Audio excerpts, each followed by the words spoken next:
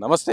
కేంద్ర ప్రభుత్వం జీఎస్టీ పైన చాలా వరకు తగ్గించే పన్నులన్నిటిపైన కూడా పన్నులు తగ్గించడం చెప్పేసి చెప్తా ఉన్న పరిస్థితి. అండ్ అలాగే ప్రతి సామాన్యుడికి నెలకి 6,000 నుంచి 5,000 నుంచి 6,000 వరకు వాళ్ళ ఆర్థిక భారం వారిపై నుంచి పోతుంది అని చెప్పేసి చెప్తున్న నేపథ్యంలో, అలాగే ఈ పండగ సందర్భంగా వాళ్ళకి మేము ఒక గిఫ్ట్ ఇచ్చినామని చెప్పేసి కేంద్ర ప్రభుత్వం చెప్తుంది. కానీ ఇటు రాష్ట్ర ప్రభుత్వం ఏమో లేదు, దీనివల్ల అదనపు భారం రాష్ట్రానికి పడుతుంది. ఏం చేసి 10 ఏళ్ళుగా ఏం చేశారు అని చెప్పి ఈ విధంగా చెప్తా ఉన్న పరిస్థితి. ఇటు రాజకీయ నాయకులు ప్రతి విమర్శలు చేస్తున్నారు. అసలు జీఎస్టీ వల్ల ఎవరికి లాభం, ఎవరికి నష్టం, అసలు విద్యార్థులు ఏమనుకుంటారు అనే ప్రయత్నం మనం చేద్దాం. దానిపైన అడిగే ప్రయత్నం మనం చేద్దాం. ప్రస్తుతం మనం ఉస్మాన్ యూనివర్సిటీ ఆర్ట్స్ కాలేజ్ చూద్దాం. మనతో పాటు ఒక విద్యార్థి ఉన్నారు. ఎంఎస్డబ్ల్యూకి సంబంధించిన విద్యార్థి సుమన్. చెప్పండి బ్రో, ఎట్లా చూస్తారు అంటే జీఎస్టీ సంబంధించి కేంద్ర ప్రభుత్వమే తగ్గించారు అని చెప్పి చెప్తారు. గత 8 సంవత్సరాలుగా ఉంది అండ్ ఇప్పుడు తగ్గించడం అని చెప్పి చెప్తారు. ఏమంటారు, మీరు ఏమనుకుంటారు జీఎస్టీ పైన? మొన్న మన ప్రధాని మోడీ గారు మాట్లాడుతూ ఏమన్నారంటే జీఎస్టీ బచావ్ ఉత్సవ్ చేయండి దేశవ్యాప్తంగా అని ఒక పిలుపునిచ్చారు. దానికి బీజేపీ నేతలు అందరూ కలిసి మనం పండుగ చేయాలి, మొత్తం మన దేశానికి ఏదో న్యాయం జరిగింది, రాష్ట్రానికి ఏదో న్యాయం జరిగింది అంటూ విపరీతంగా విర్రవీగుతున్నారు. నిజాలు మాట్లాడుకుందామంటే దేశ ప్రజలు బీజేపీ వాళ్ళ దద్దమ్మలు కాదు. దేశ ప్రజలందరూ చాలా మారారు. ఒకప్పటి బీజేపీ వాళ్ళు చెప్తే నమ్మే అంత దద్దమ్మలు ఇప్పుడు కాదు. దేశ ప్రజల్లో చాలా విఘ్నత వచ్చింది. విషయం ఏంటంటే అసలు జీఎస్టీ ఎప్పుడు స్టార్ట్ అయింది? 2017లో స్టార్ట్ అయింది. 2017లో ఏ ప్రభుత్వం ఉంది కేంద్రంలో? బీజేపీ ప్రభుత్వం ఉంది.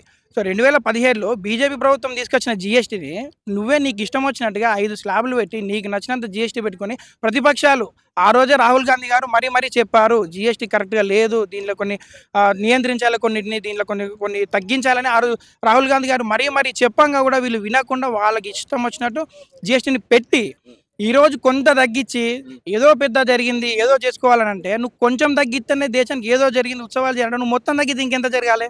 అంటే మీరు జీఎస్టీని ఎట్లా పెట్టారంటే చిన్నపిల్లలు పాలు తాగే డబ్బాల కాడ నుండి చనిపోతే శవపేటికల మీద కూడా ట్యాక్స్ చేశారు మీరు. అంటే పాల డబ్బాల కాడ నుండి శవపేటికల దాకా కూడా మీరు ట్యాక్స్ చేసిన ప్రభుత్వం మీది, మీ బీజేపీ ప్రభుత్వం అంత దరిద్రపు ప్రభుత్వం. దీనివల్ల సామాన్యులకు నెలకి 5,000 నుంచి 6,000 వరకు అంతా కూడా ఆర్థిక భారం కూడా తగ్గుతుంది అని చెప్పేసి కూడా మాట్లాడుతున్నారు కదా బీజేపీ పార్టీ నాయకులు. ఏం చెప్తున్నారంటే ఇవన్నీ తగ్గుతలేదంటారా? తగ్గడం లేదు, బొందలేదు, వాటి బొందలేదు. ఇదే తగ్గేది ఉంటే 8 సంవత్సరాల క్రితం ఏమైంది నీ తగ్గించుడు? ఈ రోజు గుర్తుకొచ్చిందా? ప్రజలకు భారం అవుతుంది, ప్రజలకు మిగులుతాయి, 6,000 మిగులుతాయి అని ఈ రోజు గుర్తుకొచ్చిందా? 8 సంవత్సరాల క్రితం ఏమైంది నీది? ఈ ఆలోచన ఎటుపోయింది? మన నిర్మలమ్మ గారు అంటున్నారు 8 నెలల క్రితం నాతో మోడీ గారు ఇలా చెప్పారు, దాని గురించి ఆలోచించి 8 నెలల కింద కాదమ్మా, 8 సంవత్సరాల కిందట ఏం చేసినావు నువ్వు? మీరు చేసిన జీఎస్టీ వల్ల ఎంతోమంది పేదల రక్తాలు తాగిన ప్రభుత్వం మీ ప్రభుత్వం.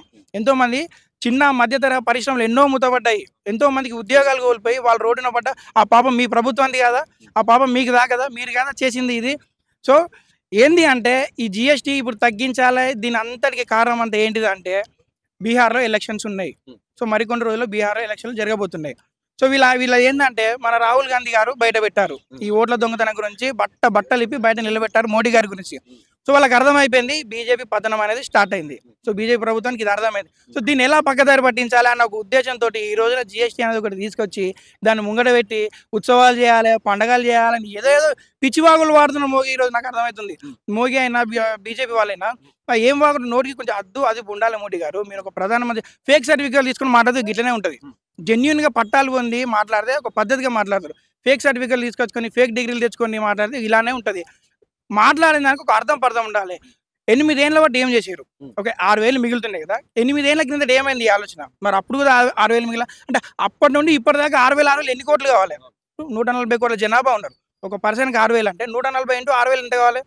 ఎన్ని కోట్లు కావాలి? అంటే ఇన్ని కోట్లు మీరు దోచుకున్నారన్న కదా దాని అర్థం. అంటే ఇన్ని కోట్లు దోచుకొని ఈ రోజున బీహార్ ఎలక్షన్లు అనగానే మీకు గుర్తుకొచ్చిందా ఇది?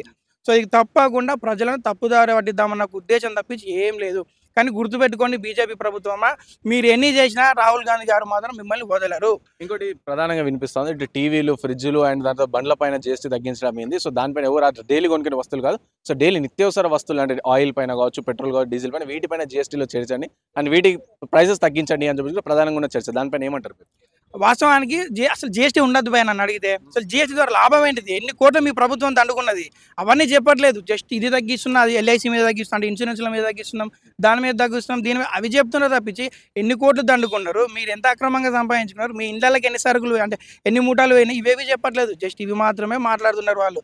కానీ ఇవి అంటే ఈ రోజు ఇవి మీరు పెట్టిన జీఎస్టీ వలన పేదవాడికి కనీస సరుకులు దూరమైనాయి. ఈ రోజున మీరు ఉప్పు మీద, పప్పు మీద, పాల మీద కనీస నిత్యావసర వస్తువులు పోయాయి. ఇప్పుడు నిత్యావసర వస్తువుల మీద మీరు ట్యాక్స్ వేయడం వల్ల పేదవాడికి కనీసం వసతులు దూరం అయిపోయినాయి కదా! మీరు అవన్నీ మాట్లాడకుండా ఈరోజు ఇది తగ్గించినాం, అది తగ్గించినాం అని మాట్లాడడం 100% ఇది తప్పు. ఇది వాస్తవానికి ఇవంటే ఏందంటే ప్రగల్భాలు. మేము తగ్గించినాము, మేము అది చేసినాము, మేము ఇది చేసినాము, ఇవన్నీ వట్టి మాటలు తప్పించి ఇందులో వాస్తవం ఏమాత్రం లేదు. అంటే పేద ప్రజలకి తగ్గిన వల్ల ఎలాంటి లాభం లేదంటారా మీరు? 100కు 100% ఎలాంటి ప్రయోజనం లేదు. నిజంగానే మోడీ గనుక పేద ప్రజల గురించి, ఈ దేశ ప్రజల గురించి ఆలోచించేవాడైతే ఈ నిర్ణయాన్ని 8 ఏళ్ల క్రితమే తీసుకునేటోడు. అసలు జీఎస్టీని పెట్టకపోయేటోడు. ఒకవేళ పెడదామనుకున్నా కూడా ఆ రోజున రాహుల్ గాంధీ వారు వీళ్ళకి సూచనలు ఇచ్చారు. ఇందులో కొన్ని తప్పులున్నాయి, కొంత సరిదిద్దాలన్నప్పుడు మీరు వినకుండా మీకు ఇష్టం వచ్చినట్టు దాన్ని చట్టంగా తీసుకొచ్చారు. ఇది ఆ రోజున ఉండాలి కదా మీకు నిజంగానే పేదల గురించి ఆలోచించినప్పుడు. మరొక విషయం, వీళ్ళు నిజంగానే దాని గురించి ఆలోచించినప్పుడు, దేశ ప్రజల గురించి ఆలోచించి దేశానికి మంచి చేద్దాం అన్నప్పుడు అసలు జీఎస్టీ తీసేయాలి కదా! నువ్వు తీసేస్తేనే ఇంకా మంచిగా నువ్వు కొంత తగ్గిస్తేనే ఉత్సవాలు, పండుగలు అంటున్నావు. అది మొత్తం తగ్గిస్తే పెద్ద పండుగలు అవుతాయి కదా! మరి అదెందుకు ఆలోచించలేకపోతున్నారు ఈ ప్రభుత్వం? సో నేనేమడుగుతున్నా అంటే, సో ఇలాంటివి ప్రజలను పక్కదో దారి పట్టించే ఉద్దేశాలు కాకుండా జెన్యూన్‌గా చెప్పండి. జెన్యూన్‌గా జీఎస్టీని తగ్గించండి. ప్రజలను ఆదుకోండి. అంతే.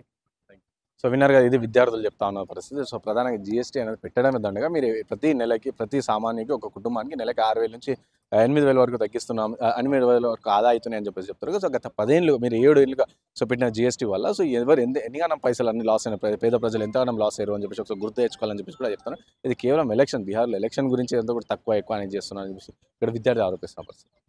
సాయితో Rana Pratap reporting for Vahini TV from Hyderabad.